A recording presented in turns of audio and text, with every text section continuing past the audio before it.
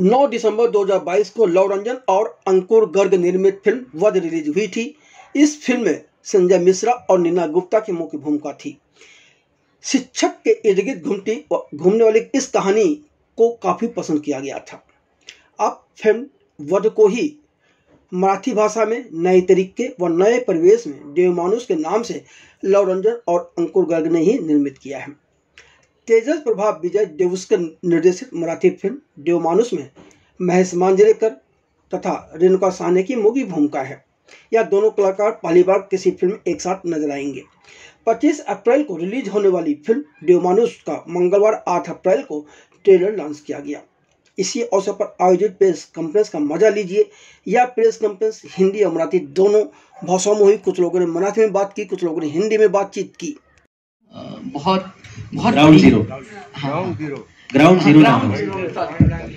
वो देखा। और ये बना रहा हूं मैं अभी इसके बाद पॉइंट ब्लैंक।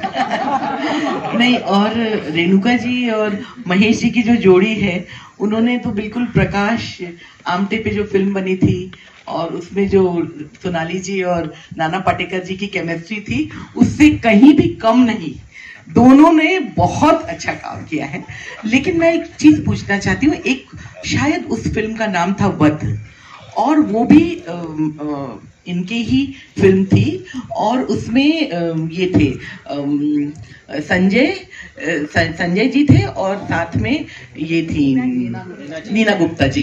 तो क्या इस फिल्म में भी कहीं ना कहीं उसका थोड़ा बहुत फ्लेवर है? मैं कहूँगा ये इसका जवाब देने के लिए हमारे साथ में लव सर और अंकुर सर है। ये सवाल आप उनसे पूछ सकते हैं। मैं ये जरूर बता सकता हूँ कि हमने क्या फिल्म बनाई है। तो हमारा ये कहना है कि ये ट्रेलर है, ये फिल्म आने वाली है, और अगर ये फिल्म लोगों को पसंद आती है तो आई थिंक हमने हमारा काम सही से किया है, ऐसा मुझे लगेगा। तो ये आपका सवाल मैं पार्क करना चाहता हूँ, जब आएंगे ऊपर तब आप जरूर वापस पूछ सकते हैं। सरांना माझा प्रश्न आहे। मी स्वरा फिल्मी गप्पामधून या चित्रपटात आम्ही पाहिले की तुम्ही ॲज अ वारकरी म्हणून त्यांच्यात सामील झाला होतात, सहभागी झाला होतात। तर मला तुमच्याकडून एक जाणून घ्यायला आवडेल की त्या संप्रदायामध्ये किंवा वारीमध्ये तुम्हाला देवानी घडवलेला माणूस जास्त प्रिय वाटला की माणसातलं देवत्व? अरे बापरे, एवढा हुशार नाही मी उत्तर द्यायला, पण तो छान प्रश्न आहे, पण तेवढा विचार केलाच नाही ना मी। तिकडे जाताना देवातला माणूस किंवा माणसातला देव, मी आपला एक वाहत गेलो त्यांच्या बरोबर, त्या वारी बरोबर। आणि काय असतं की बऱ्याचशा गोष्टी आपल्याला माहिती नसतात। आपण एक म्हणत असतो की वारकरी इथून तिथे चालत जातात, त्या वारकऱ्याच्या मागे काय आहे ते फक्त मला तिकडे जाणवलं की ती एक भक्ती काय करू शकते।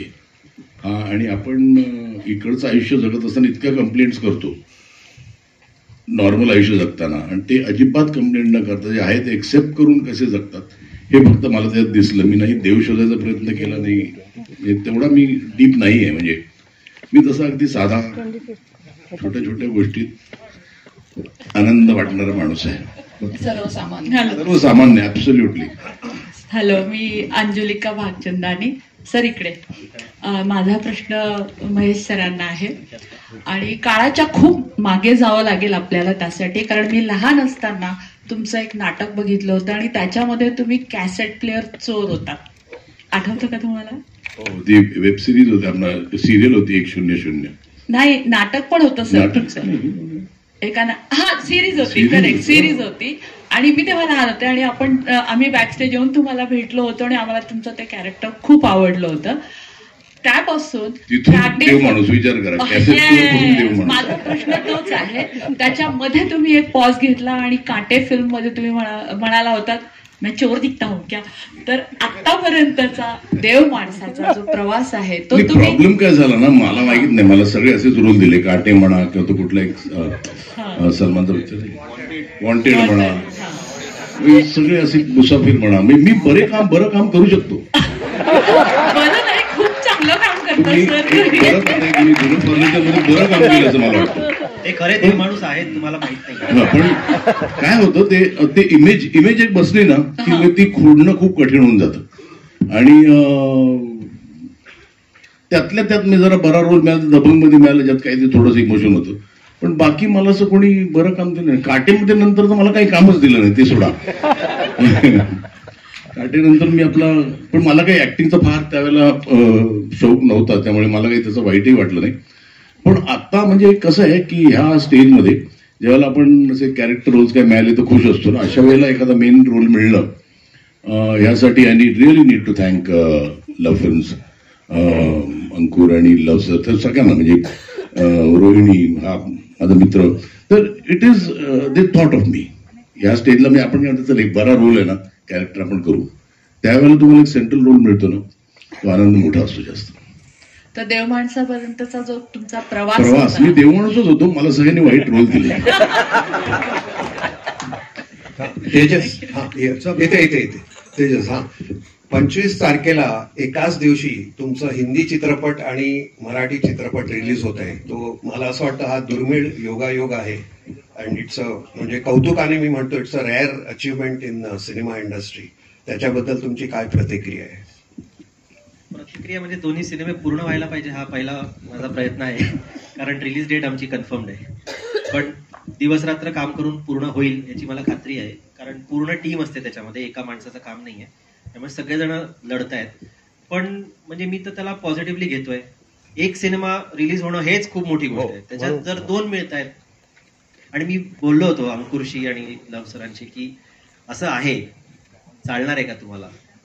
तर त्यांनी म्हटलं, ग्रेशियसली ते म्हणाले की चालणार आहे. आणि तो सुद्धा एक मोठा भाग आहे, कारण आपल्या सिनेमावर, आपल्या दिग्दर्शकावर आणि आपल्या ऑडियन्सवर विश्वास असणं.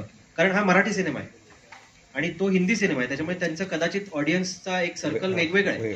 त्यामुळे त्याच्यावर विश्वास ठेवणं, आपण केलेल्या कामावर विश्वास ठेवणं, हे खूप मोठी गोष्ट आहे. तर मला असं वाटतं की we should take it as genres पण वेगळी आहेत, जॉनर्स वेगळे, विषय वेगळा आहे, ऍक्टर्स वेगळे, सगळंच वेगळं आहे. तेजस सर, इथे कालच आपण भेटलो होतो तुमच्या ग्राउंड झिरो बद्दल. ग्राउंड झिरो मध्ये पण तुम्ही एक बायोपिक, एका डुबेजींचं बायोपिक केलं, आणि इथेही असं वाटतं की एका देव माणसाचा बायोपिक केलाय. असं तुम्हाला म्हणजे दोन्ही रोल जे आहे, दुबेजीचा आणि एक देव, आणि महेश सरांनीही सांगितलं तुमच्यापैकी इथेही कोणी देव माणूस असू शकतो, तर तुम्हाला कसं सुचलं लाईफ या दोन गोष्टी? ते लेखक नेहा शितोळे, तिच्याकडून जेव्हा स्क्रिप्ट येते तेव्हा आपण त्याच्यावर पुढचं काम करतो. पण हा बायोपिक नाहीये. नाही, बायोपिक नाही, पण एक सांगू शकतो देव माणसाबद्दल तुम्ही परत काहीतरी छानसा, आणि ते प्रत्येक कॅरेक्टरला आपण जसं बघतो आणि त्या कॅरेक्टरकडे आपण ज्या पद्धतीने अप्रोच करतो, त्याला धरूनच या गोष्टीला आपण पुढे, म्हणजे मी पुढे नेलेलं आहे. पण असं बायोपिक म्हणून याच्याकडे मी काही बघितलं नव्हतं. ते कॅरेक्टर छान होतं, त्याचे लेयर्स छान होते, तसं त्याला पुढे नेलं. रेणुकाताई, तुम्हाला प्रश्न आहे परत. छान दिसतंय तुम्ही आणि एकदम उठून दिसताय. तर त्यांनी अँकरनी तुम्हाला विचारलं काय तुम्ही विणलंय की साडी, पण आता तुम्ही एक विदाउट पे ब्रँड एम्बॅसेडर झालात पैठणीचे. तर त्याबद्दल मला आणखी काहीतरी पैठणीबद्दल तुम्ही काय सांगू शकाल का? नाही, काय सांगणार, सगळ्यांचीच प्रिय साडी आहे. आपली एक परंपरा आहे ती महाराष्ट्राची. आणि मी म्हटलं तसं की किती कठीण आहे ती जोपासणं, हे मला ते विणताना कळलं. किती कठीण गोष्ट आहे, किती किती महिने लागतात एका साडी मागे, हे लक्षात येतं. ते आपण फक्त ऐकलेलं असतं, पण जेव्हा आपण ते जगतो एक कलाकार म्हणून, तेव्हा आपल्याला ऍक्च्युली लक्षात येतं की किती कठीण आहे. आणि कधीतरी कुठेतरी म्हटलं असेल मी की अरे ह्याची किंमत जरा जास्त आहे, ती अफोर्डेबल जास्त झाली असती तर जास्त लोक घेऊ शकले असते. पण आता मला नाही तसं वाटत, कारण मला माहिती आहे की त्याच्या मागे किती मेहनत आहे ती. आणि पैठणी, मला असं वाटतं की म्हणजे जेव्हा आपण पैठणी नेसतो तेव्हा आपल्याला दुसरं काही करायची गरजच नसते, कारण ती इतकी कमाल साडी आहे आणि इतकी उठावदार साडी आहे. सगळ्यांनाच खूप सुंदर म्हणजे दिसायला मिळतं त्या साडीत, मला वाटतं. त्यामुळे द साडी मेकेथ द वुमन, असं मी म्हणेन. नमस्कार तेजस, पहिला प्रश्न मी तुलाच विचारेन की तुझं जे कास्टिंग आहे ते काहीतरी कमालीच असतं. म्हणजे एकतर बकेट लिस्ट मध्ये थेट माधुरीला तू मराठीत आणलंस. आता हे जे इकडे सगळे उभे आहेत त्यांना एका सिनेमात पाहायला म्हणजे अर्थात प्रेक्षकांसाठी खूप मोठी ट्रीट आहे. तर हेच कास्टिंग पहिलं डोक्यात होतं का, आणि काय त्याच्या मागचं कारण असेल प्लीज? हेच होतं, कारण सुबोध म्हणाला तसं मी ऍक्च्युली सुबोधकडे गेलो, आम्ही स्क्रिप्ट डिस्कसच नाही केली, आम्ही फक्त गोष्ट डिस्कस केली आणि तिथेच संपलं. म्हणजे जे होतं मी याच्यात म्हणेन की विकीनी मला खूप मदत केली, आमचे कास्टिंग डायरेक्टर, की परफेक्ट तुमच्या मनामध्ये ते कॅरेक्टर असणं आणि ते ऍक्च्युली दिसायला मदत करणं, ह्याच्यात त्या कास्टिंग डायरेक्टरचा पण खूप मोठा हात असतो. त्यामुळे हे कास्टिंग जे इमॅजिन केलं होतं ते दिसलं. अर्थात रोलवर काम करत असताना आपण त्याचा लुक हा वेगळा बघतो, त्यामुळे सगळ्यांच्या लुकमध्ये फरक आहे. जरी ती जशी आहे तशीच असली रेणुकाताई ऑन स्क्रीन, तरी ऑन स्क्रीनमध्ये पण त्याच्यामध्ये फरक आहे. तर त्यामुळे प्रत्येकाच्या कॅरेक्टरमध्ये ते कसं करता येऊ शकतं हे डोक्यात होतं आणि ते ऍक्टर त्याच्यात फिट बसत होते. त्यामुळे मला कुठे जावं नाही लागलं. ही सगळी माणसं सुरुवातीपासून डोक्यात होती आणि तीच आज पडद्यावर सुद्धा आहे. स्पेशली महेश सरांसोबत स्पेशली करायचं होतं का? अगदी करायचंच होतं, कारण मी महेश दादाच्या टीम मध्ये खेळायचो 2007-08 मध्ये. तेव्हापासून मी ओळखतो, पण कधी संधी नाही मिळाली. म्हटलं ही संधी आहे, ती सोडली नाही पाहिजे. नमस्कार, मी पूजा सामंत. Congratulations to Luv Films. रेणुका, तुला प्रश्न आवर्जून विचारावासा वाटतो. जसं अभिजित म्हणाले की या फिल्मसाठी पैठणी विणायचा एक प्रयास केलास, पण बाकीचे काय चॅलेंजेस होते? कारण एक से एक कलाकार तुझ्या सोबत होते आणि तुम्ही सगळे दिग्दर्शक आहात, अभिजितनी पण सांगितलं. तर एकूण चित्रपटाच्या शूटिंगचा एक तुझी व्यक्तिरेखा, जी एक सर्वसामान्य गृहिणी आहे, चित्रपटाचा ट्रेलर खूप मनाला स्पर्शून गेला. तर एक थोडक्यात प्रवास आणि तुझ्या व्यक्तिरेखेबद्दल, शिवाय सुबोध, महेशजी, विजय, अभिजित अशा सगळ्या मान्यवर कलाकारांसोबत काम करण्याचा, मान्यवर कलाकार plus they are very good directors also, तर ह्याच्याबद्दल जरा तू अधिक सांगितलंस तर बरं.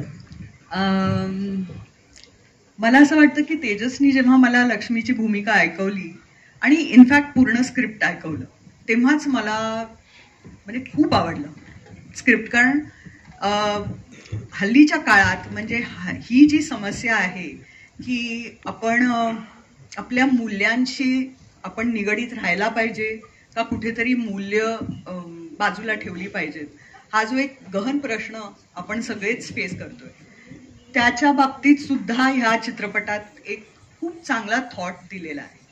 तर त्यामुळे ती मला खूप आकर्षक वाटली भूमिका. कारण त्याच्यामध्ये एक सत्व आहे जे हल्ली मी म्हटलं तसं आपण काय शेड्स ऑफ ग्रे आपण शोधत असतो किंवा वेगवेगळे न्यूअन्सेस शोधत असतो, पण तिकडे कुठेतरी एक साधेपणा, सरळपणा जो आहे तो कुठेतरी आपल्या स्क्रीनवर दिसेनासा झालाय हल्ली.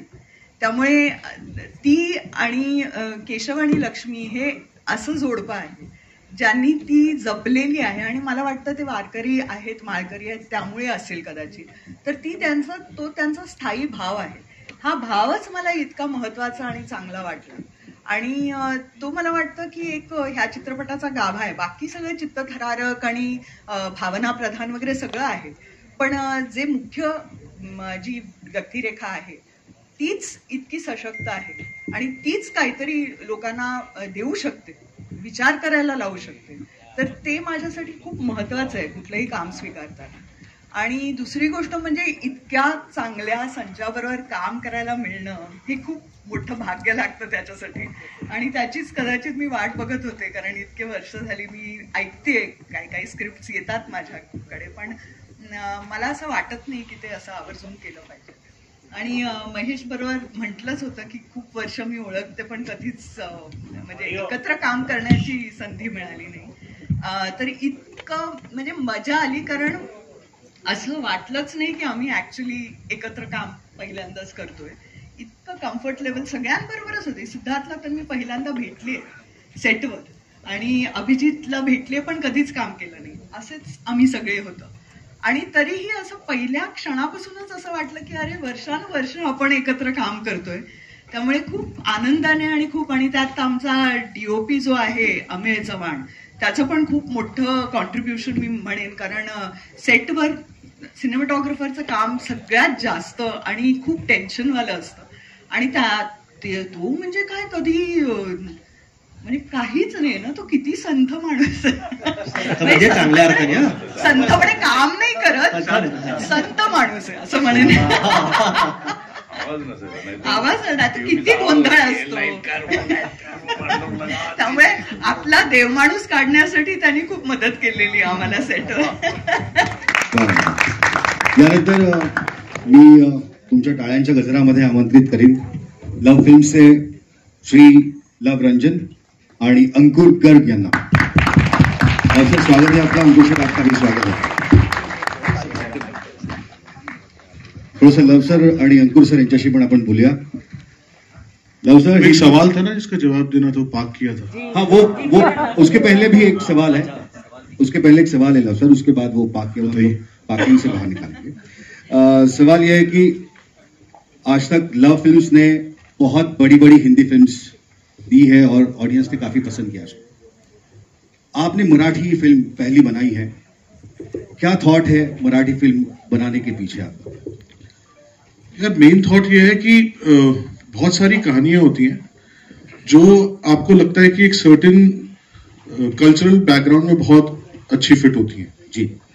दूसरा, मुझे जनरली लगता है कि मराठी सिनेमा में नुआंस की पॉसिबिलिटी इस वक्त ज्यादा है, जैसे मलयालम सिनेमा में भी ज्यादा है.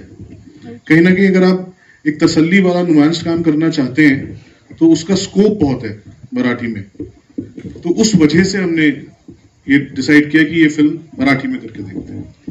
लो सर, वही अभी पाक जो सवाल हमने किया था वही पूछना चाहूंगा. वध का एडप्शन.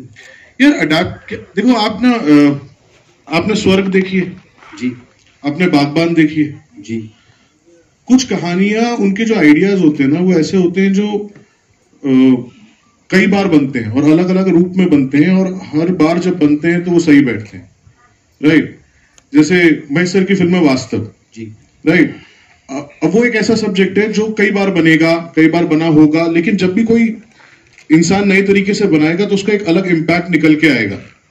राइट. गॉडफादर कितनी बार बनी है, तो वो अब वध, जब वो कई बार होता है कि आप किसी और की फिल्म देखते हो और आपको लगता है यार ये बहुत अच्छा आइडिया, इसे हम करते तो किस तरह से करते, इसे नए परिवेश में करते तो कैसा लगता. इस बार बस चांस की बात है कि हमारी फिल्म थी और हमें देख के लगा कि यार इसको अगर नए परिवेश में रखें और उसको अडेप्ट करके देखें तो कैसी निकल के आएगी फिल्म. तो उस डिस्कशन से बात शुरू हुई थी. और ऐसा नहीं कि वो हम अपनी बहुत सारी फिल्मों के लिए ये बात सोचते हैं कि अगर एक नए बैकग्राउंड में इस चीज को सेट की जाए तो कैसा बनेगा. तो उस वजह से वध को लेके मुझे ऐसा लगता है कि उसका जो कोर है ना जी, वो ऐसा है कि आप उसे अगर एक नुआंस के साथ, अगर एक अलग कल्चरल सेटअप में जब भी कहने की कोशिश करोगे तो उसमें कुछ नया मजा आ सकता है. जब मैंने ये देखी देवमानुस इवेंचुअली, तो नॉर्मली क्या होता है ना कि आपको अगर सेंट्रल आइडिया पता हो फिल्म का तो आपके लिए फिल्म आसानी से होल्ड नहीं करती जी. मेरे लिए होल्ड की, मुझे बहुत मजा आया देख के. तो उस वजह से वो जो एक बिलीफ था कि नहीं यार ये अगर अलग तरीके से की जाएगी, नए तरीके से की जाएगी, नए परिवेश में की जाएगी तो एक नई फिल्म बन के निकल के आएगी, वो इन्होंने अचीव कर लिया जी. सो नए तरीके से नए परिवेश में बनी हुई देवमानुस 25 तारीख से नजदीकी सिनेमाघरों में. रीमेक और अडेप्टेशन में फर्क होता है जी. वही फर्क आपको देखेंगे, आपको हाँ, वो फर्क नजर आ रहा है बिल्कुल, क्योंकि ट्रेलर देखा तो ये इसका ज्यादा. तेजस ने अच्छा काम किया. तेजस ने बहुत अच्छा काम किया है. मतलब टू बी वेरी ऑनेस्ट, लव को और मुझे तो बहुत ज्यादा मराठी बैकग्राउंड के बारे में इतना आइडिया भी नहीं है other than having lived in Bombay. But Tejas और नेहा ने जो उसका कोर पकड़ा है, उस कोर आइडिया को लेके जिस तरीके से प्रेजेंट किया है, वो that is the unique proposition. बिल्कुल. अंकुर सर, मैं आपसे पूछना चाहूंगा कि पहली मराठी फिल्म है लव फिल्म्स की और बहुत बड़ी स्टार कास्ट है जिनको हम सालों से देखते आ रहे हैं, तो इनको एक साथ लाना ये भी एक अचीवमेंट है. इसके बारे में आप क्या कहना चाहेंगे? एक्चुअली हमारे पास तो एक अच्छी स्टोरी थी, अच्छा डायरेक्टर था. आई थिंक उसके बाद एक एक करके सबको अपना अपना कैरेक्टर और स्क्रिप्ट पसंद आती चली गई. हम काफी क्लियर थे कि जो भी इस कैरेक्टर के लिए एक्ट होगा उसी के पास जाते हैं. लाइक तेजस सेड कि Vicky did a very good job, our casting director Vicky did a great job. So हाँ, हम तो सबके पास एक एक करके पिक्चर लेते चले गए और सबको पसंद आती चली गई और उस तरीके से पूरा का पूरा सेटअप बन गया. अंकुर सर, अब सवाल ये है कि आप मराठी में आए हो, देवमानुस 25 तारीख को आ ही रही है. नेक्स्ट इन मराठी, क्योंकि हिंदी के बारे में हमने बताया कि दे दे प्यार दे 2 की बात हो रही है, दादा की बायोपिक की बात हो रही है. मराठी में क्या लव फिल्म्स लेके आने वाले हैं? सो लव और में ऑलरेडी कुछ और स्क्रिप्ट सुन रहे हैं जिन पे डिस्कशन चल रहा है. सो ये डेफिनेटली हमारा लाइक कोई एक्सपेरिमेंट नहीं है हमारे लिए. वी आर वेरी क्लियर कि we would want to do more Marathi rooted scripts films. So हम लोग सुन रहे हैं, अगर सपोर्ट मिलता रहेगा सबका, we will keep making more Marathi films. जी. कोई सवाल आप करना चाहते हैं लव सर या अंकुर सर से तो प्लीज। तेजस सरांसाठी प्रश्न होता। हॅलो तेजस सर, आपल्या इकडे इथे आपल्या महाराष्ट्राला एक संस्कृतीचा आणि परंपरेचा वारसा लाभलेला आहे। जसा आपला मूळ गाभा आहे, पैठणी झाली, लावणी झाली, वारकरी संप्रदाय झाला, तुम्ही तो आपल्या चित्रपटातून दाखवलेला आहे। पण आता जे सध्या हिंदी आणि मराठी हे थोडंसं द्वंद्व युद्ध चालू आहे बाहेर, तर या चित्रपटाचा कुठला सकारात्मक प्रभाव पडेल का? हॅलो, भाषेच्या पलीकडे आपण बघायला पाहिजे। मी काल पण हेच बोललो होतो, जर तुम्ही असाल कुठे, की डिरेक्टर आहे मी, हे महत्वाचं आहे, मराठी आहे की नाही आहे हा प्रश्न नंतर येतो। तसाच देवमाणूस हा सिनेमा आहे, तो मराठी आहे हा एक भाग आहे, पण तो सिनेमा एक गोष्ट सांगतोय, त्याच्यामध्ये जे कलाकार आहेत ते त्याच्यातल्या भूमिका निभावत आहेत आणि ती गोष्ट प्रभावीपणे लोकांपर्यंत जर पोचली तर त्याचा ऑडियन्स फक्त मराठीपर्यंत लिमिटेड राहणार नाही। आणि आपण हे आतापर्यंत अनेकदा बघितलंय की मराठी सिनेमा जेव्हा चांगला होतो तेव्हा तो अमराठी भाषिक लोक सुद्धा बघतात। त्यामुळे याही सिनेमाकडून आम्हाला तशीच अपेक्षा आहे, आम्ही त्याच दृष्टीने याच्याकडे बघितलं आणि तसंच आम्ही काम केलंय। त्यामुळे मराठीमध्ये हा अडकून पडेल किंवा पडावा अशी कुठलीच आमच्या मनात, म्हणजे तो विचारही आमच्या मनात आला नाही। Okay, thank you. मला फक्त रेणुकाताईला एक कॉम्प्लिमेंट द्यायची आहे। रेणुकाताई, लहानाची मोठी मी अशीच तुझं स्मिता हास्य बघून झालेली आहे। जेवढी हम आपक्या हैकॉन मध्ये माधुरी दीक्षित फेमस होती, तेवढंच तुझं स्मिता हास्यही फेमस होतं। आम्ही बदललो, पण तुझं स्मिता हास्य अजून तेवढंच आहे। Thank you so much. Luv ji, तकरीबन आप हिंदी में हम आपको देख रहे हैं, बहुत ही अच्छा कर रहा है लव फिल्म, एंड नाउ मराठी में भी आप आ रहे हैं, तो क्या हम ऐसा माने कि तमिल तेलुगु में भी लव फिल्म आएंगे आप लेकर? आपके मुंह में घी शक्कर, जितनी लैंग्वेजेस हैं दुनिया में सब में बनवा दो, मतलब क्यों नहीं। अभी तक प्लान नहीं किया है कुछ, लेकिन कोशिश तो ये रहेगी ना कि जितनी ज्यादा से ज्यादा प्रोड्यूस की जा सके, जितनी ज्यादा से ज्यादा फिल्में बनाई जा सके उतनी बनाए। महेश जी, सेट पर तकरीबन कितनी बार आप रेणुका जी को रेड रोज देते थे? आपके ठीक सामने।